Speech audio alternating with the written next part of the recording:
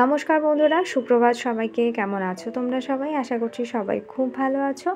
আমরাও খুব ভালো আছি। রিস মাম্মি ডেইলি ব্লগ চ্যানেল থেকে আমি মুক্তা তোমাদের সবাইকে স্বাগতম জানাচ্ছি আমার আজকের ছোট্ট একটা ভিডিওতে।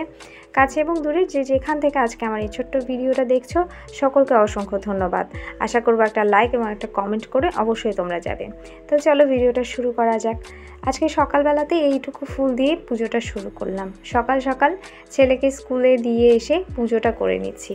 গত কয়েকদিন যাবৎ অজানা এক কারণেই আমার মনটা এত বেশি খারাপ হচ্ছে যে কি বলবো, মানে কোনোভাবেই নিজের মনটাকে শান্ত করা বা নিজের মনকে ভালো রাখার কোনো কিছু খুঁজে পাচ্ছি না।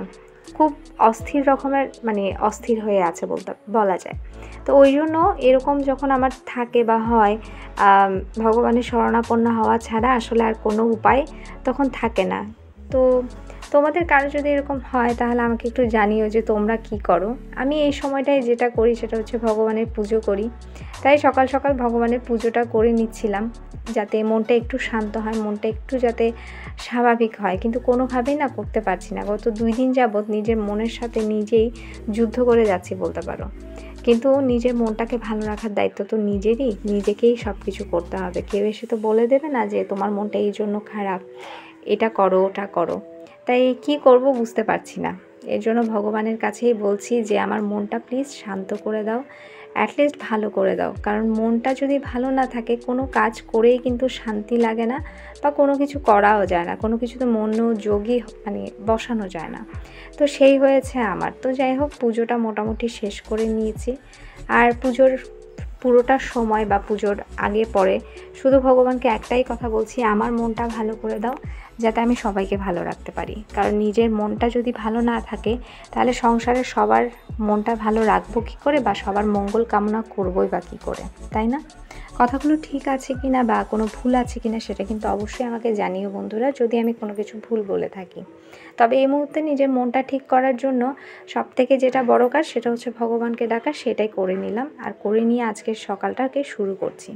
জানি না মনটা কখন ভালো হবে, কিন্তু চেষ্টা করব নিজের মনটাকে ভালো করে পুরোটা ভিডিওতে তোমাদের সাথে থাকার। তো যাই হোক, মোটামুটি আমার পুজো টুজো কমপ্লিট হয়ে গেছে সকালবেলায়। তোমাকে দেখি একটু দেখি না, তোমাকে একটু দেখি না।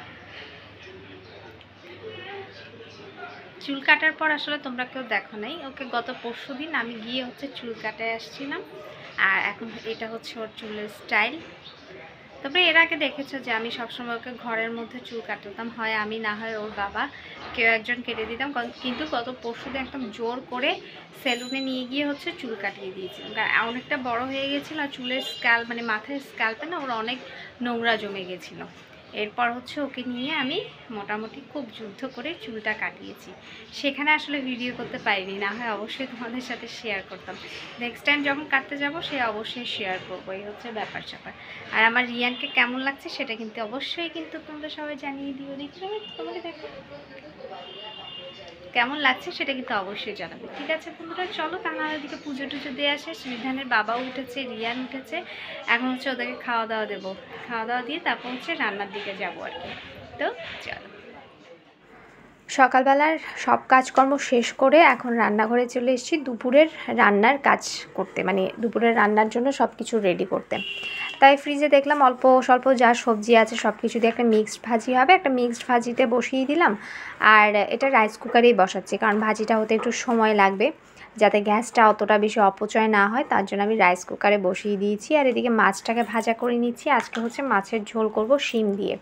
আর শীতকালে এরকম মাছের ঝোল খেতে আমার দুর্দান্ত লাগে। আমার কেন, সবারই দুর্দান্ত লাগে। একটুখানি টমেটো, সাথে কাঁচা মরিচ, ধনে পাতা বেশি করে দিয়ে রান্না করলে এক থাল গরম গরম ভাত অনায়াসে খেয়ে ফেলা যায়। তো যাই হোক, মাছটা রেডি করছি। আর প্রচণ্ড পরিমাণ খিদেও পেয়ে গেছে, সকালে অনেকটাক্ষণ আগে উঠলে যা হয় আর কি, সেটাই হচ্ছে আমার অবস্থা।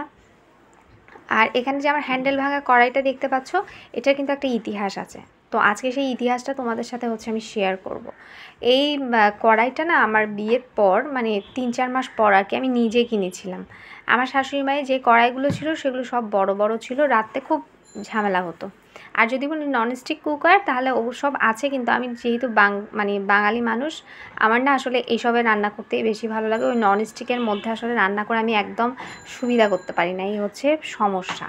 ওই ননস্টিকে ভাজি বড়া এসব ঠিক আছে, বাট রান্না করার জন্য আমার এই ধরনের কড়াই মানে ভালো লাগে, মানে রাখতে সুবিধা হয়। তো এই হচ্ছে ব্যাপার। আর আমি যেহেতু ডেইলি লাইফ ব্লগার, তাই আমি যাই করি বা যা কিছু করি সেগুলো আমি তোমাদের সাথে শেয়ার করি। এখানে কোনো কিছুতেই মানে অতিরঞ্জিত আমি কোনো কিছু করি না। আমার যেটা হ্যান্ডেল ভাঙা করে আমি সেখানেই রান্না করি, সেটাতেই তোমাদেরকে দেখাই। তো এই হচ্ছে ব্যাপার আর কি। তো এটার যেটা ইতিহাস সেটা বলি। তো এটা যখন কিনে এনেছিলাম আমার শাশুড়ি মা খুব হাসাহাসি করেছিল যে এই কড়াইয়ে কী হবে, কী রান্না করবে তুমি। তো বলেছিলাম যে এই কড়াই সব হবে, কোনো সমস্যা নেই, ছোট একটা কড়াই আসলে লাগে। মানে ওনার কাছে সব একদম বড় বড় জিনিস ছিল, যে ছোট কোনো জিনিস ছিলই না। তো এটা আমি প্রথম ছোট একটা কড়াই নিয়ে এসেছিলাম। তো সবগুলো বড় কড়াইয়ের পাশে এই ছোটো কড়াইটা খুব বেমানান লাগতো তখন। কিন্তু দেখো সংসারের এতগুলো বছর, মানে এতগুলো কি 11টা বছর আমি এই কড়াই দিয়েই পার করে দিচ্ছি। আমার বাড়িতে অনেক মানে নতুন হচ্ছে হাঁড়ি আসে বা কেনা হয়, কিন্তু এই পুরনো কড়াইটাকে আমি কখনোই ফেলতে পারি না বা কখনো ফেলবও না, কারণ এটা আমার সেই প্রথম কেনা এবং এটার সাথে অন্যরকম একটা আবেগ জড়িয়ে আছে। সবার জন্য আমি এখানে রান্না করেছি, রান্না করতাম, এখনও করি। তো এখনও ইভেন এখনও রান্না করতে গেলে প্রথমে আমি এইটাকেই নিই, যদিও বা এটা এখন অনেকটা পুরনো হয়ে গেছে যার জন্য একটু দেখতে অদ্ভুত লাগে, বাট তারপরও এই কড়াইটার সাথে অন্যরকম একটা আবেগ জড়িয়ে আছে। আর আমার মনে হয় প্রত্যেকটা বাঙালি বাড়িতে এই ধরনের কিছু কড়াই থাকে, মা মাসিদের, যারা হচ্ছে ফেলতে চায় না। তো এরকম একটা ব্যাপার আর কি। তো যাই হোক, রান্নাবান্না মোটামুটি শেষ। দুপুরবেলার ভাত নিয়ে নেব এখন, প্রচণ্ড পরিমাণ খিদে পেয়েছে। তো এই ছিল আমার আজকের ছোট্ট একটা ব্লগ। কেমন লাগলো অবশ্যই জানাবে, অবশ্যই কিন্তু লাইক এবং কমেন্ট করবে, আর তোমাদের মূল্যবান মতামতটা দিতে কিন্তু একদম ভুলো না বন্ধুরা। দেখা হবে আবারও নেক্সট একটা ব্লগে। Thank you.